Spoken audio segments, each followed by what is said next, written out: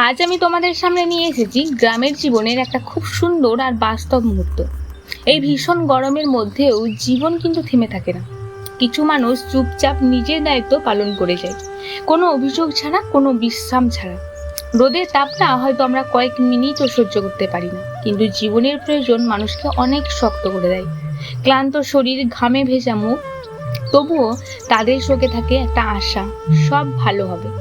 জীবনে সফল হতে হলে কষ্টের পথ দিয়ে এগোতে হয়, কারণ পরিশ্রম কখনো বিফলে যায় না। আর যারা চুপচাপ লড়াই করে যাচ্ছে, একদিন তারাই জীবনের সবচেয়ে বেশি শক্ত হয়ে ওঠে। আর সত্যি বলতে, এই সাধারণ মুহূর্তগুলোর মধ্যেই জীবনের সবচেয়ে বড় শিক্ষা লুকিয়ে থাকে। ভিডিওটা ভালো লাগলে চ্যানেলটা সাবস্ক্রাইব করে পাশে থেকো। তো আজকে আসছি, আবার দেখা হবে কাল ঠিক রাত 8টায়।